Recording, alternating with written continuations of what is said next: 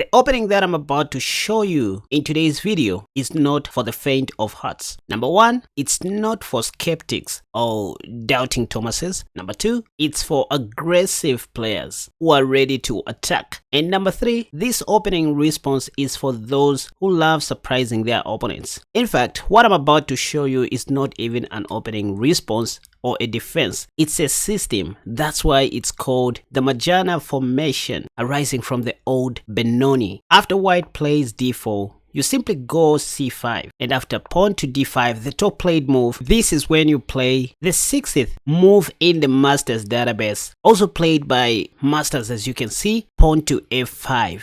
I'm using the Masters database just to show you that this opening response is also playable in serious OTB tournament games. If you check the Lichess database, you will find that black has 48% win rate and white has 48%, so you have equal chances. Now, before I proceed, let me just show you something very quickly. You see, after pawn to d4, some people play the move pawn to f5, the Dutch defense, but you see, one problem with the Dutch is that white usually gains control of these highlighted diagonals, especially in the middle game.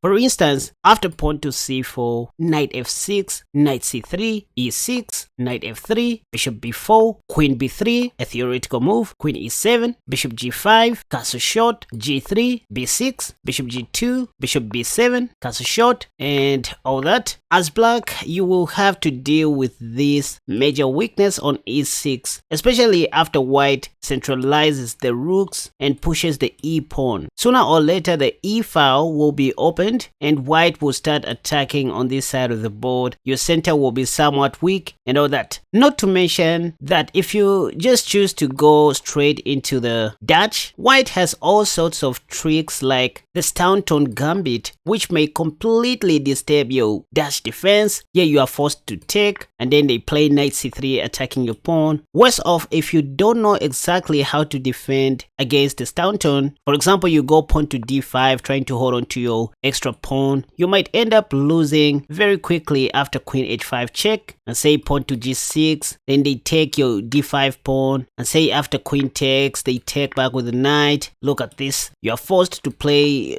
king d8 or king d7, and then they play bishop f4. What are you going to do? Maybe you're going to lose a rook on the next move. So it is for this reason that a few smart individuals decided to come up with the unknown Majunnah formation. So now, white plays d4, then you play c5, the old Benoni, then d5, and then you go pawn to f5. With the Majunnah formation, we just forced white to block his own path in advance, so they won't have to attack our e6 pawn in the middle game. We'll use white's d pawn as our shield, or in other words, our defender. Going back to Lichess, pawn to c4 is the top played move, after which you can now go knight f6. Hold on, why not playing pawn to d6 yet? Suppose you play this, white may have more time to play the Staunton pawn move and disturb your Dutch structure. Anyway, so that's why you always want to play knight f6 as soon as you can to prevent pawn to e4. And say after knight c3, given a chance, you always want to rush with the king side development. So in this position, you don't want to play d6 because maybe white will play bishop g5 and disturb your plan once again, take your knight on f6, double up your pawns. So just play pawn to g6, and it now makes sense why pawn to g6 must come first before d6, because at least if bishop g5 this time, you can simply play bishop g7. You know, if bishop takes, you're going to take back with your bishop. At this point, white will play something like knight f3, and now this is when it makes sense to play pawn to d6. Great stuff. At least you won't have to worry about this common attack that we see in the normal Dutch defense. Don't worry about our e-pawn. We'll use this in the end game or in the middle game as our main pawn break. It doesn't even matter. White may play pawn to e3, the top played move in the Lichess database. And now in this position, you are free to play anything you want. No theory involved. But the move I like in this position is knight e4. And the idea is if knight takes, I take back with my f pawn attacking the knight, and after knight d2, this is when I take on b2. Look at the win percentage for black in the Lichess database, you guys. Say rook b1 is played. I'm just playing against the Lichess database once again. I go bishop c3, pinning the knight. If white is not careful, they won't even get back my e4 pawn. Queen c2, for example, I have queen a5 keeping the tension. Say bishop e2, because what else? One thing I should mention you shouldn't do in this position is castling short. If you look at this position carefully, I mean, if you do that, you're going to lose your e-pawn. There's a bishop on g5, right? So given a chance, you always want to chase that dark square bishop away, pawn to g5. Don't mind losing your right to castle. Your king will be very safe on d8. White won't have any immediate attack. If you don't believe me, check for yourselves the eval bar. Stockfish is favoring black with a minus 1.1 advantage. Bishop g3, the bishop was under attack. And now you go knight d7. Look, you're just one move away from playing knight e5, not to mention that white can't castle short here because you will take the knight. Well, sometimes they might play rook b3, but this is when it makes sense for me to take. And after queen takes, I go queen takes d2, king takes. At least both our kings are on the center of the board and we're just playing chess. Now I go knight f6, attacking the last squad bishop. It has to go back, and then I start simplifying the game.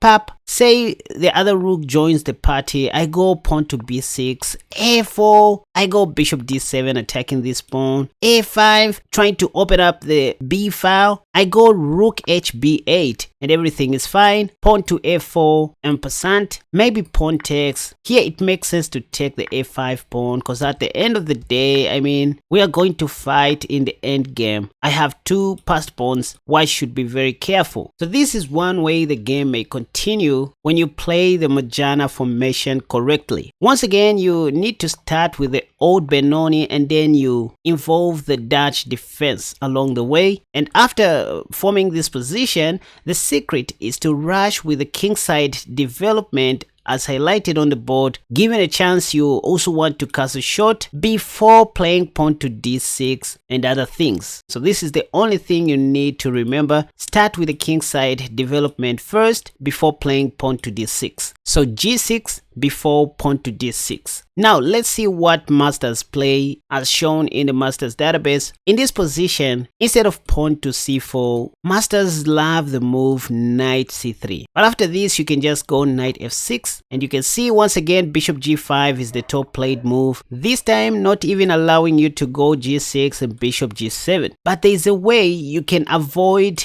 doubling up your pawns by simply going queen b6, the top played move in the masters database, as you can see. So you play that, pap, which also attacks the b2 pawn, since white is no longer defending that pawn with the bishop. Not to mention, if bishop takes, you can gladly take with a queen. Rook b1 in this position is the top played move, and it makes sense while losing a b pawn. And now this is when you can play pawn to h6, asking white what they want to do with this bishop. Oftentimes they just take, after which you now take with your queen. Queen takes f6 is not only a solid move, but it also ensures that your pawn structure is maintained. This time, if they play knight f3, you can even go pawn to g5. You begin your kingside pawn storm early, and after something like pawn to e4, a sensible move. This is what every strong player would play in this position. This is when you can go d6, so that if they take, you take back with your last squad bishop. In fact, if bishop d3, you have bishop g7, and after castle short, you castle short as well. In the Mujannah formation, you won't even need to be castling short in most cases, because your king belongs to this square. Your king will be safe on d8 most of the times. As we saw in the previous line, you will put it on c7,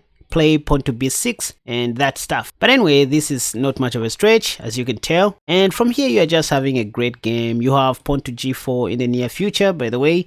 Save rook e1, anything is playable. Knight a6, knight c7, just like I said, a6, b5, c4. So you're just playing a slow game that is tactical. You can also take on e4. If knight takes, look at the file you are controlling. Say knight g3, because what else? Now, of course, if you look at this position, white's most active piece is the last squad bishop. So this is the only piece you want to get rid of as soon as you can, given a chance. Because see, in the long run, you want to play pawn to g4, but after this white has knight h4, and imagine if this bishop comes to g6, you will be in trouble.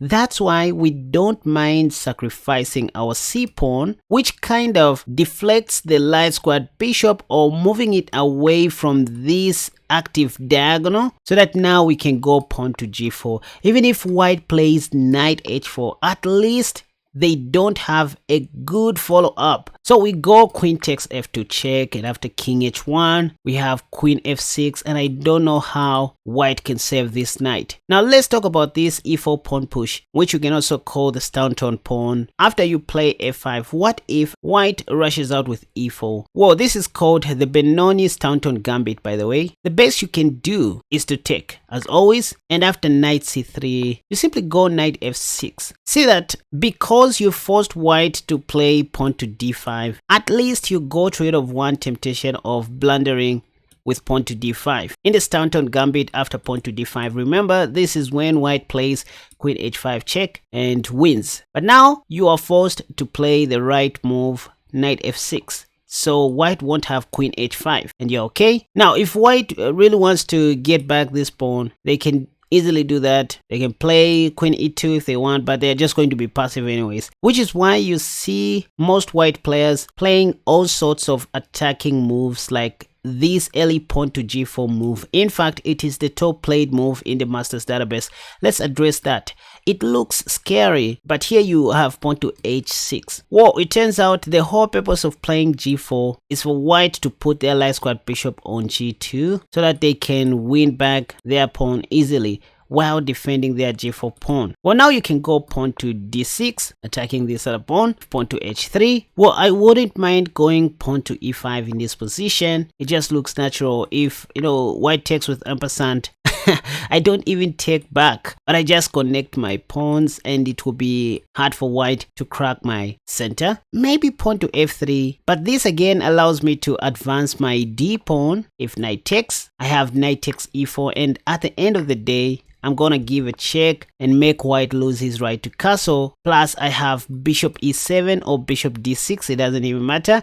After knight f3, I just castle short, pinning that knight to the king. Who's better? I think it's black. Okay, so after pawn to e4, the Staunton move again, just take, and after knight c3, you play knight f6 as if you're defending the e4 pawn, and after pawn to g4, you go h6. Don't forget this line. Sometimes they might play pawn to g5, but anyways, just take. I mean, what else? If bishop takes g5, first of all, d6 is okay, paving way for your light squared bishop. And just like I said, remember your king will always be safe on d8 and c7 later on. b6 is coming. Another way you can protect your king's knight, remember, is by going queen b6. This is also okay. Even queen a5 is fine, stopping white from capturing on e4. But anyways, let's just play the natural move here, pawn to d6. White may play queen d2, preparing to castle long, cause what else? And now I would play something like knight b d7 here. Even bishop f5 is fine, like what we saw in this game. For example, bishop f5 was played. This is when black played knight b d7, and then f3 was played. Then queen a5, remember the move that I talked about, preparing to castle long as well. F takes e4, and bishop g4, attacking the rook. Bishop e2 was played. Knight e5, although castle long was very much playable here. But anyways, black played knight e5. Then after king b1, they took, queen took, knight f d7, bishop d2, g6, h4, bishop h6, h5, bishop takes, rook takes, gh, rook takes, then castle long. Black went on to win the game, as you can see in the Masters database. This was played in 1994. So this was just to show you that even in the Majunnah formation, white can still play the Staunton, and also supporting that with pawn to g4 later on. So you need to be prepared against that line as well. And sometimes you might see pawn to g4. They like doing these things. Here the best you can do is just to take. And all that white wanted, by the way, was to play pawn to e4. But after this, you can go pawn to d6, protecting your pawn. And after pawn to h3, they want to play the reverse wing gambit. You just go knight f6, you don't take, because you're going to help them develop their light squared bishop. At this point, they play something like knight c3, after which you get rid of your g pawn like this. fg will be played, and then you play pawn to g6, plan to fianchetto your bishop, and castle short. Although, like I said, your king will always be safe on d8 given a chance. Say knight f3, bishop g7, e5, just causing chaos. Again, you can just take. If knight takes e5, you can just simply castle short and you're okay. White's king is very much exposed. And these are positions where I even sacrifice my b pawn just to open this b file for my queen's rook in case white plans to castle long in the near future. So at the end of the day, with the Mujannah formation, I'm not promising bread and butter. I'm not saying things will be very simple, but you just need to know that this is another way you can play the Dutch or confusing your d4 opponent. Sometimes you will see this move pawn to e4 later in the game after moves like knight c3 and after knight f6. This is when they play pawn to e4. So once again, just go ahead and take. They won't be able to take. Again, this is when you will see them transposing by, playing the move pawn to g4 that we looked at earlier. And you know what to do, just pawn to h6. And one of my students asked, what if white plays pawn to h4 intending to go g5, supported by the dark squad bishop? Well, once again, you can just go pawn to d6. If pawn to g5 comes, you just take. They won't be able to take due to rook takes h1, so they might be forced, taking with the dark squad bishop. But once again, you have a lot of things to do. Bishop f5 followed by knight bd7 if you want. Or the way I would start this is by going queen a5, at least pinning this knight to the king. Say queen d2, they want to castle long. You go knight bd7, developing your knight first before developing your light squad bishop is okay, because the light squad bishop is very easy to develop. So knight bd7. After castle long, you can go knight e5. But wait a second. Remember what I said about the b pawn. In these kinds of positions, we don't mind sacrificing our c pawn at times and our b pawn. For example, I like doing this just to open up the b file for my queen's rook. Say after bishop takes, this is when I go rook b8. I'm now going to use this as a point of attack. If bishop c6 supported by the d pawn, I have king d8 and my king is very safe on this square. It will sit on c7 someday. If you don't trust me, you can trust Stockfish. Check the eval bar. The game is dead equal. Stockfish says this is a dead draw, if not black having a slight advantage because of the position. So before I end this video, let me just give you a clear opening plan in the Mujannah formation that you can rely on in case of anything. After playing pawn to f5 and white plays pawn to c4, for example, you start with knight f6 to stop pawn to e4. And then you will play g6, fianchetto your bishop, and then castle short only if white doesn't play bishop g5. But if they play bishop g5 anyways, you will most of the times be putting your king on d8 so that you don't lose your e7 pawn. Please write these notes somewhere on a piece of paper. You don't want to lose your e7 pawn after castling short. So these are the things to keep in mind. Be quick in development on the king side, but be patient with castle short. You can always leave your king on d8 and continue with life.